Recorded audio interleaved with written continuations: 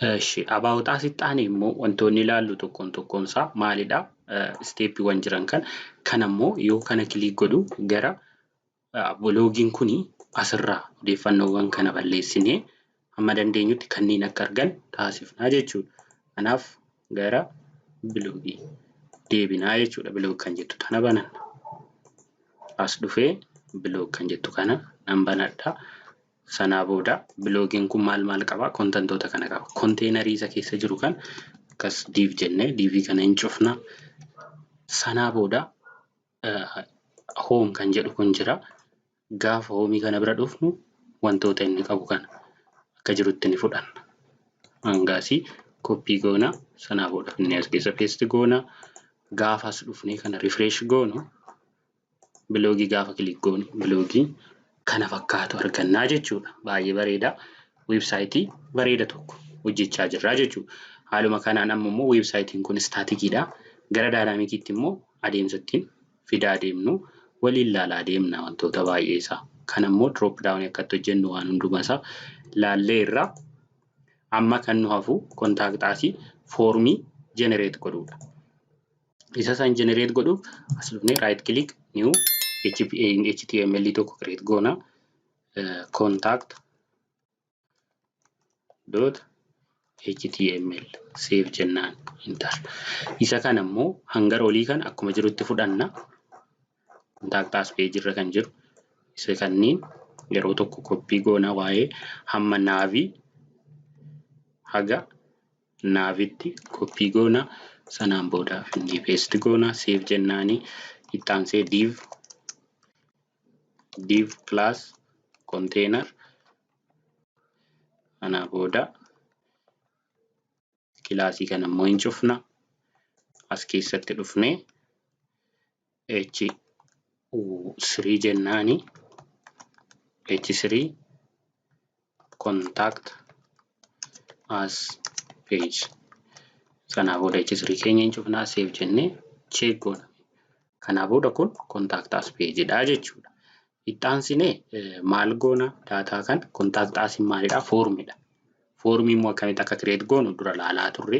Sanaa booda maal jennaani? Form kan jedhu form tag kan jedhu HTML ni fayyadamna. Form tag hin cufama formichi. Isa kanaaf formiin maal qaba? Action kan jedhamu qaba. Garam akka deemu iddoo san ammaaf ittiin himnu meetidii fudhata. Postidha. Yoommoo inki typing keenya multi part data fi multi part data kan jedhu fayyadamuu dandeenya. Ammaaf garuu imeejiiwwan submit goonu hin jiru waan ta'eef akkuma jirutti nalii kenninaa fi itti aansinee label kan jedhu create goona. Kana jechuun jalqaba duraa maaltu jira? Maqaa nama saniirraa fudhanna. Full name nama saniif full name kan jedhu akka galmeessu ni taasifna. Akka galmeessu kuni maqaa isaa nama saniif keenya input typing textidha. Name immoo full input field kanaaf maqaan isaa maal jedhama? Full name jedhama.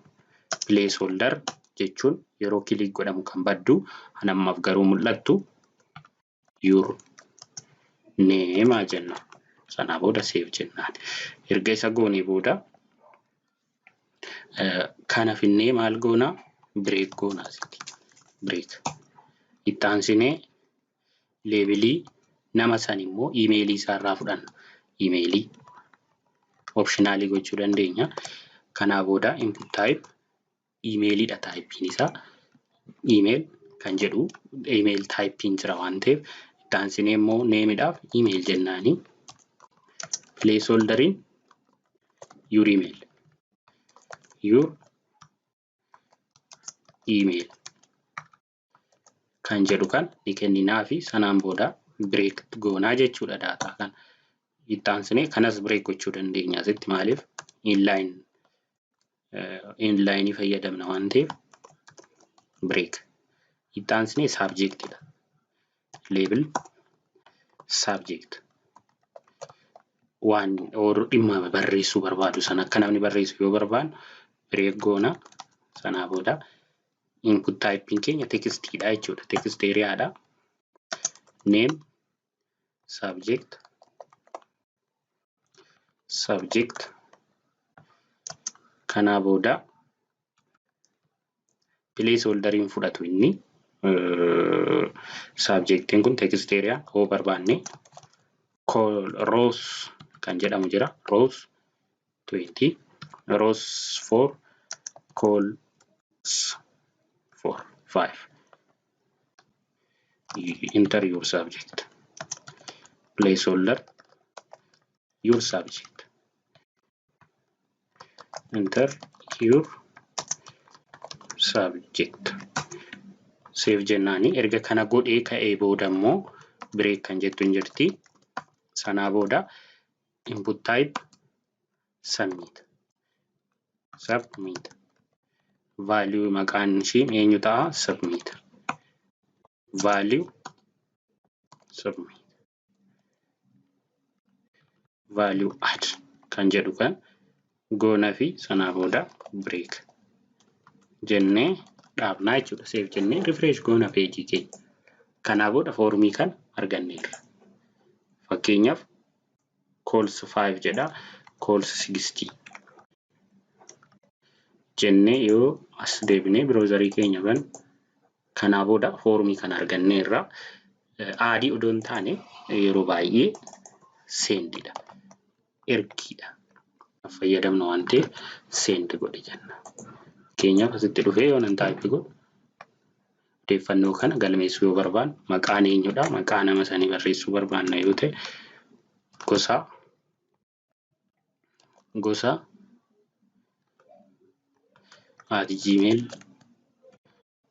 @gmail.com waa'ee sanii subject here kun odeeffannoo keenya galmeessaa deemuu dandeenya akkas bal'isneetti deemuu dandeenya jechuudha kan haga dandeenyu galmeessuu dandeenya isa kan immoo staatikiidha save gaafa jennuun gara page dynamic'itti gara database akka save godhuuf itti fufaa deemnaa jechuudha walumaa kontaaktaasiin kana qaba abaawutaasiin kana qaba ammaaf website tokko hojjechaa irraa jechuudha staatikii kan ta'e baay'ee isaa haala walii galaatitti kan kana fakkaatu hojjechaa jirra. Inni walumaa galatti kana fakkaata aga tutorialii ta'anitti walitti deebinutti immoo nagaan tura isa lammataatti immoo tutorialii kan gara dynamic'itti jijjiirre gara database'itti akkaataa odeeffannoowwan keenya kanneen staatikii jiran kan gara dynamic'itti akka jijjiiruu dandeenyu waliin ilaalaa deemna galatooma. Baga nagaan gara baruufanitti deebitan tutorialii isa lammaffaa kanarratti immoo maal laallaa web page keenya kana gara dynamic'itti jijjiiraa deemnaa jechuudha. Isa kanneen staatikii jiru kan gara dynamic'itti akkamitti akka jijjiiru waliin ilaalaa deemnaa jechuudha. Kanaaf isa san gochuuf dura wantoota nu barbaachisan wantoota guutuu qabnu tokko isaa guutuu qabna jalqaba irratti wantoota nu barbaachisantu jira. Inni dura local server nu barbaachisa. Local server jechuun XAMPP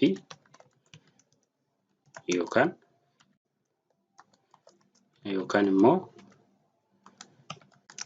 WAMP server nu barbaachisa. Kanneen lamaan keessaa tokko qabaachuu qabna. Yoo Ubuntu qabaattan immoo LAMP server nu barbaachisa jechuudha. Operating system keenya kun dirqama.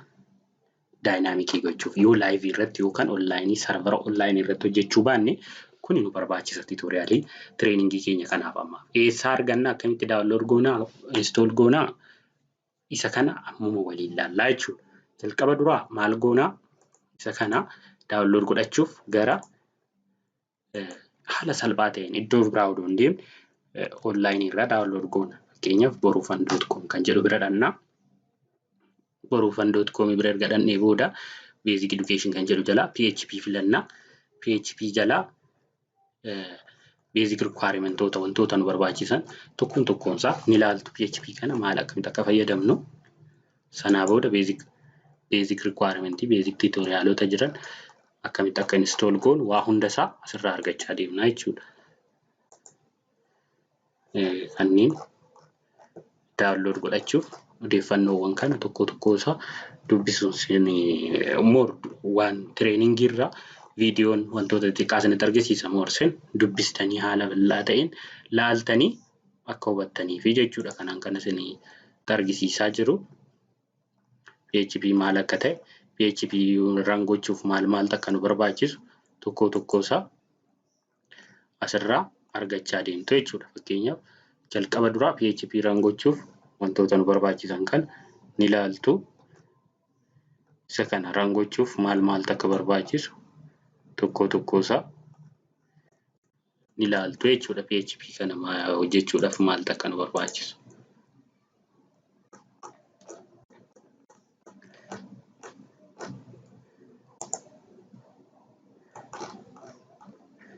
Kanaa booda akkamitti akka barraa'u syntaxota PHP install gochuuf wantoota nu barbaachisan akkamitti download goona install goona. Fakkeenyaaf PHP download gochuu yoo barbaaddan XAMPP fi WAMP direct as dhuftu. Iddoo biraan deemtan. Click me to download XAMPP server jedha. Kana click gaafa goonu XAMPP serverii akka nu download goonuuf haala nu mijeessa. Sanaan booda isas keessa jiru kana PHP latest kan ta'e jiddu galeessa more gadi bu'aas miti ol ba'aas miti. Fakkeenyaaf yoo download gootan akka sadarkaa amma jirutti isa jidduu kana jiru 8 duwwaa 2 3 yoo download gootan more filatamaadha. Kanas hoo gootanii wantoonni dhiisee dhufu jira. Yoo kanas gootan immoo wanni inni irra darbu jira. Jiddu galeessi kun more baay'ee filatamaadha jechuudha. Kanaaf isuma kana click gootu sanaa booda inni download godhaa jechuudha direct. Servera keenya irratti download nu godha. Erga download gootanii kaatanii booda maal gootu install gootu. Fakkeenyaaf download haa goonu walumaan. Waggaa download gootan erga download gootanii kaatanii booda maaltu jira install server kan jedhu jira. Servera kana XAMPP kan inka double click gootu sanaa booda as dhufa. Erga as dhufee booda next kan jettu kanatti buutu. Next kan jedhu kanaan booda immoo wantoota barbaachisoo ta'een fida. Next jettuuni folderatti install gootan ofiif isaatiif isinii fida. Next jettuuni sanaa booda install godhaa. Dhumarratti ready to installation jedha. Next jettuuni setupin keenya erga fixee booda finish afaanota kamiin fayyadama jedha. Jaarman moo Ingiliffadha. Afaan Ingiliffaa akka fayyadamuun ajajju. Sanaa booda startup kan ni filattu start gootu jechuudha. Kanaa booda waan an qabuuf amma XAMPP jedhee sanaa booda gaafas dhuftanii XAMPP jettan kilikoo gootan asitti isinii fida. Kunni dura akkatti isinii dhufu sanaa booda yeroo tokko click gootu start gootu kana jechuudha. Sanaa booda kanas click gootu start ta'a. Odeeffannoowwan jiran gaafa inni magariisa ta'uu baade wantoota jiran kan sanaa booda start gootu odeeffannoo jiru ittaanna jechuudha. Kanaaf yoo akkas rakkisu ta'e gara Telegramiitiin na dubbisuu dandeessu. Akkasuma immoo asiin foorumii keenyaan communicate wal gochuu dandeenya. Akkasuma immoo gara bilbilaatiinis wal gargaarraa jechuudha. Yoo isin dide karaa isin dideen furmaata isaa isiniif kenna. Ittaansee maaltu jira? Querywan asirratti hojjetaman jiru. Localhost jennee akkamitti access goona? PHP myadmin jennee access goona jechuudha. Gaafa bantan isiniif database homtuun jiru. Ammaafan waan irratti hojjechaa jiruuf database hedduutu naa dhufa. Isin database tokko homtuu isiniin dhufu jechuudha. Kun walumaa galatti database dha. MySQL server database dha jechuudha. Kun akkuma walii galaatti kan asirratti argaa jirru kun. Wantoonni arginu kun maalinni asiin PHP myadmin jechuun loogoo isaaniiti. Isa kanniin baay'ee isaa ilaalaa. Wantoota namni yeroo baay'ee database asirratti create gochuudhaaf wantootuma barbaadamu itti fayyadamuudhaaf deema malee waan asirra jiru kana tokko isaan godhu. Home jechuun gaafa inni click godhu home asirra jiru kanatti na fida. Tun log out dha. Session keessaa bahuudhaaf yeroo nu barbaadu. Empty session data keenya session keenya yeroo keessaa bahuu barbaannu. Documentation ilaaluu yoo barbaannu, setting isaa yeroo ilaaluu barbaannu kana fayyadamna. Inni biraa erga kana goonee kaanee booda user account kan jedhu jira. Isa kanas beekuu qabdu. User account kana yeroo create gootanii yeroo gaafa isin create gootan tokko kan lama qofatu jiraata. Fakkeenyaaf localhost jedhee 127 duwwaa tuqaa tokko jedhee all privilege. Kunniin warra gaafatame qofatu yeroo gaafatamu export only kennamaa fi kana hundasaa isin akka barbaadanitti create godhachuu dandeessu. New jettanii add jettuun data san galmeessaa deemtu. More walumaa galatti wantoonni nu amma barbaanneef maalinni tutorialiin keenya SQL akkamitti hojjechuu dandeenya, MySQL irratti query akkamitti barreessuu dandeenya kan jedhu waliin ilaaluudhaaf amma tokko. Fakkeenyaaf database tut test kan jedhu wayii tutorial test jechuudha. Tut_test jennee enter jennaan. Sanaa booda daatabeezii keenya qabatee asitti nuuf fida. Teebilii homaan qabu. Teebilii create goona. Maqaa teebilii kanaa fakkeenyaaf student kan jedhu teebilii tokko create godhu student. Kolomanii meeqa qaba? 5 qaba haa jennu. Kolomanii 5 qaba. Kanaa booda kolomanii 5 kanaan inni dura student ID jechuun ID jechuudha. Isa dura ID isaa kan adda baasu kun roo kamuu. Inni itti aanee jiru student full name full underscore name. Inni itti aanee jiru immoo emailii barataa sanii yoo qabaate emailii. Yoo immoo itti aanee kan jiru maalidhaa? Full number isaa. Sanaa booda kilaasii irra baratu. Amma saampiiliidhaaf fayyadamna. Sanaa booda asitti maal tura? Taayipiin intiidha. Intiijarii. Leengizii isaa ammaaf intiijarii taanaan 11 defaultiin isaa nuntuni. Default taayipiin naliidha. Nan jennee dabarra. Collectionii sanaa booda isa kan auto increment kun. Auto increment jechuun ofii isaatii tokko dabalaa deema akka roon galaa deemu daataan galaa deemu. Full nameidhaaf textiidha. Varkaariidha. Meeqa haa fayyadamnu? 255. Defaultii nalii miti. Sanaa booda bira dabarra. Emailii varkaariidha. Meeqa? 30. Qubee 30 kan hin caalle. Foonii varkaariidha. 30 kan 12 akka biyya keenyatti 10 kan hin caalle. Dijitii 10 kan hin caalle. Ooma 12 11 haa godhu. Dijitii 11 kan hin caalle. Maaliif ida'uun sun waan duuba jirtuuf 11 ta'a waan ta'eef. Kilaasii varkaaraa godhuuti 20 kan hin caalle. Kana erga goonee booda amma foon nambarii namni yeroo tokko hin qabaatu nalii ta'uu danda'a. Emailiis hin qabaatu nalii ta'uu danda'a. Kuuwwan garuu odeeffannoo mandaatariidha. Yoo kana tiikiin goone ta'ee yeroo teebilii create goonu yoo kana tiikiin goonu ta'e yeroo daataabeezitti galchinu nuuf hin fudhatu. Dirqama nu barbaachisaa jechuudha daataan sun. Sanaa booda gaafa itti buunu maaltu dhufa? Odeeffannoo kana nu qabata. ID, full nambarii, full name, emailii, foonii, kilaasii kana qabatee dhufa. Sanaa booda browse jennaan daataa kana. Daataabeezii keessa homtuu hin jiru. Insert jennaan. Fakkeenyaaf interfeesumaan daataa insert goona. Full name kan jedhuu fi fakkeenyaaf maqaa Abdii Boonaa kan jedhu emailii isaa abdii@gmail.com. Lakkoofsa bilbilaa duwwaa 9 45 12 13 211. Kilaas haa jennaan. Sanaa booda save jennaan. Gaafan save jedhuun daataan kun eessa dhufa? Asitti gala. Fakkeenyaaf Abdii Boonaa emailiin abdii@gmail kan jedhudha. Amma kanarratti query hojjenna. Query fakkeenyaaf barataa tokko haa galmeessu. Query kan jedhu wayii finnaasitti. Fakkeenyaaf select all from jedha kun yoo ilaaltan select all jechuun asterisk jechuun mallattoon istaarii kun all from student where studentii maaloo ta'e student name where full name is equal to Abdii. Maal jenne Boonaa semicolon. Kanaa booda Abdii Boonaa qabatee dhufa jechuudha. Odoon qubee dogoggoree garuu Abdii Boonaa kan jedhu kun naan fiduu jechuudha. Fakkeenyaaf asitti dhufee akkasuma godhu daataan homtuu hin jiru. Maaliif Abdii Boonaa kan jedhu qubeen dogoggoraa jechuudha. Where jenne like hin jenne maal hin jenne jechuudha. Kanaaf daataa keenya query yeroo hojjennu haala kanaan barreessaa deemnaa jechuudha. Fakkeenyaaf daataa hedduu yoo jiraate haala isaan ittiin wal dubbisaa deeman ammaaf daataan keenya daataa 2 moo 3 qabna waan ta'eef kun rakkoo waan nurratti uumuu hin danda'u jechuudha. Daataan baay'achaa deeme garuu rakkoo nurratti uumaa deema.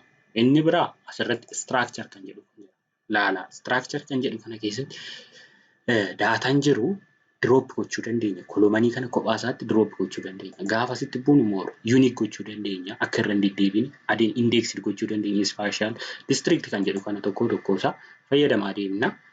Change gochuu barbaannu kophaa isaatti isuma tokkicha click goonaa jechuudha. Fakkeenyaaf immoo kolomaniiwwan kana wal jala dabarsuun barbaada. Fakkeenyaaf kilaasii foonii ol galchuun barbaada yoo ta'e move koloman kan jettu san kiliikaan godha yeroo tokko. Sanaa booda olan baasa. Goon jedhaan. Yoo ilaaltan kilaasiin foonii ol dabarteetti jechuudha daataawwan jiran. Kunniin haala barbaadamuun yoo gaafii qabaattan kanarratti jechuudha. Karaa keessan na dubbisaa.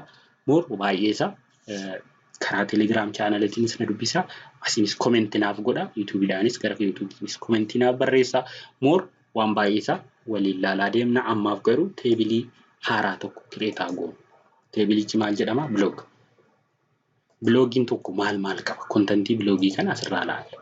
Fakkeenyaaf biloog taayitilii qaba. Biloog imeejii qaba.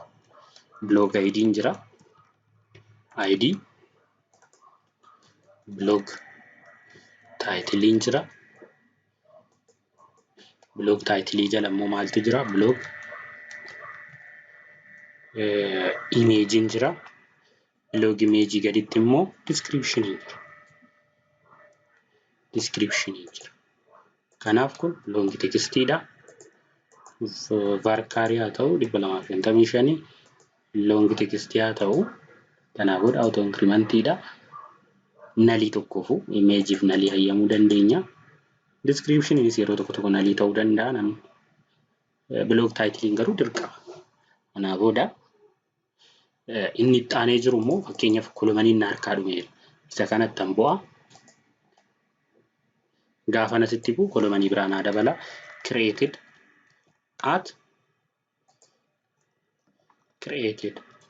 by kan jedhu haala kanaan fudhanna. Eenyutu create godhe? Yoom create ta'e? Varkaaridha kun 255 timestamp fayyadamna kan maashinii keenya sanarraa akka fudhatuuf timestamp fayyadamna. Kanaa booda isa kan erga goonee booda save jennaan daataa keenya kana. Save jennaan. Inni biraa immoo biloogiin keenya kun kaataagorii odoo qabaate kaataagorii teekinooloojii jala jira moo maal jala jira wantoota garaagaraa fayyadamuu dandeenya. Ammaaf garuu akkuma jirutti itti fufna. Kanaaf daayirektuma fayyadamnaa jechuudha. Fakkeenyaaf dhufnee asitti insert jennaan. Insert kan jettu tana kilik goona. Gara biloogii dhufna.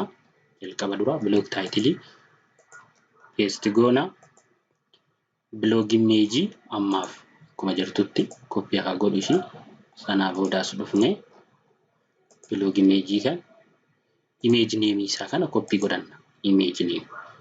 Fakkeenyaaf akkuma argachuu dandeenya koppii imeejii adrees yoo jennee adreesii imeejii sanii koppii yoo goone imeejicha dhuma jiru san irraa argachuu dandeenya. Kanaaf bardidoot kan jedhu kan bardidoot GIF kana haa fayyadamnu. Biloog description kan jedhu asitti dhufnee koppii goona. Sanaa booda finnee paste goona. Created dogoggorri jira. Created atiif created by maqaa wal jala jijjiirree fakkeenyaaf adminiidhaan create ta'e yoo ta'e kun immoo timestampidhaan haa galu. Kanaa boodaas dhufnee fakkeenyaaf amma wanti dogoggorri tokko jira. Asitti yoo ilaaltan biloogii jala asoo ilaaltanam created by guyyaa ta'a created datein isa san jijjiiruun barbaada. Kanaaf tanniin lamaan qofan select godhee change jedha. Kanaa booda as dhufnee created by jennee save change jennaan. Kanaa booda nuuf jijjiiraa jechuudha. Daataa keenya kana yeroo tokko koppii goona. Fakkeenyaaf ammas daataa insertaa jedhuun biloogii kana jala kan biraas jira waan ta'eef as dhufnee koppii goona. Daataa keenya kana paste goona. Mata dureedha waan ta'eef imeejii keenya kan koppii adrees imeejii taayitilii sanaa booda isa kana akkuma jirutti fuunee as goona. JPGdha. Sanaa booda ergama jiru kan fuunee koppii goone asitti paste goone. Sanaa booda eenyutu create godhe adminiidha. Go jenna. Kun walumaa galatti odeeffannoowwan keenya odeeffannoo lama galmeessineerra jechuudha. Daataa keenya gara daayinaamikiitti jijjiiruudhaaf deemaa jirra. Kuni steeppiiwwan beezikii ta'anidha. Sanaa booda imeejii jiran kan deebisnee immoo daayinaamikiitti jijjiirra. Fakkeenya biloogii bira kootutti haa dhufnuuti. Connection uumuu qabna daatabeezii keenya kan wajjin connection tokko uumuu qabna. Iddoo jiru kanarraa fooldara keenya amma gara koodiitti yoo deebinu fooldara jiru kan fakkeenya fooldara HTML jedhu keessa jira piroojeektii osoo hin taane fooldara kam keessa jira fooldara HTML jedhu keessa isa kanatu jira. Isa kana maal goona koppii goona akka jirutti koppii goonee fuunee deemna. Koppii jennee eessa geessuu qabna bakka as finnaa jechuudha. C keessa Zampii htdocs kan jedhu jira. Isa kana keessa finnee daataa keenya paste goona. Gaafa paste goonu as dhufa. Inni kun tokkoon tokkoonsaa PHP tti jijjiirraa jechuudha. Fakkeenyaaf inni asii kun garasii fudhachaa jira. Kanaaf isa kana haaraa koppiin goonaa jechuudha. As dhufnee file open folder jennee garam deemna gara C keessa htdocs HTML kan jedhu kan select goonaa jechuudha. Isa duraa saniin dhaamsina. Nama jenneeni dhaamsinee kaanee as dhufe akkuma jirutti dhufe waan ta'eef sanaa booda as dhufnee new file jennee connection.php kan jedhu tokko create goona enter jennaan. Inni kuni PHP dha connection PHP syntax PHP qaba. Jalqaba duraa connection start gochuuf jalqaba irratti connection walitti beeksisuu qabna. Servera keenya connect gochuu qabna. Server jenna. Server keenyaadha localhost dha. Localhost semicolon username keenya eenyudha is equal to root eessaa arganna username kan jedhu kan eessaa arganna as dhufnee admin kan jedhu keessa database home kana click goona sanaan booda user kan jedhu kana keessa isaan kanneen filannaa jechuudha. Yes privilege guarant all yes kan ta'e kan filannaa jechuudha tokko. Sanaa booda keenya kan root filadhe. Sanaa booda odeeffannoo isaa tokko tokko isaa ilaaluu dandeessu. Root kan jedhu kan jenne kanaa booda root kan jettu tana ni filanna.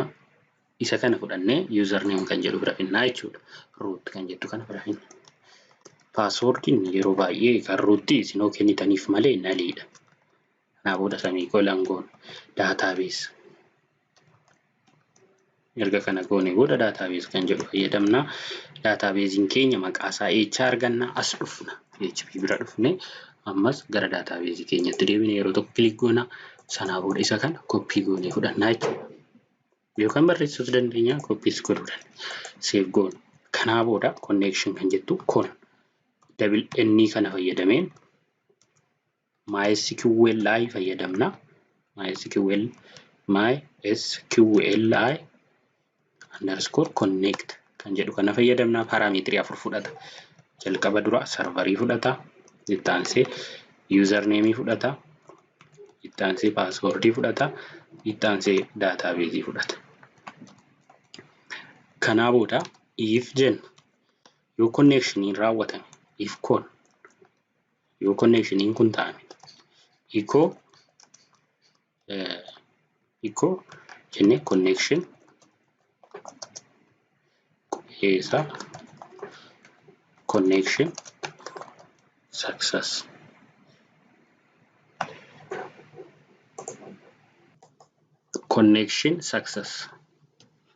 semicolon goona else jenne echo failed to connect please check your configuration jenne semicolon goone save jenna. Kana check goona. Akkamitti rangoona haalatti rangoona ilaallu yeroo tokko koowwannoo kana jechuudha. Jalqaba duraa maal goona maqaa localhost jennee maqaa piroojeektii keenyaa ni barreessina. Maqaa isaa HTML. Kana jechuun eessaa arganna HTML kan jedhu kana Zampii keessa seennee htdocs keessa HTML kan jedhu kana rename goona. Sanaa booda koppii goona maqaa isaa kana koppii godhan. Sanaa booda as dhufna. Paste goona. Isa kana bira dhufne paste goone erga dhiifama. Isa kana bira dhufne erga paste goone booda slash jennaan. Erga slash jennee booda maal goona? Connect. Maqaa faayila keenyaa san ni barreessina. connect.php. Connection success. Fakkeenyaaf configuration kana keessa db test2 kan jettu tana SC tokko taa dabalu error uumuudhaaf jechuudha.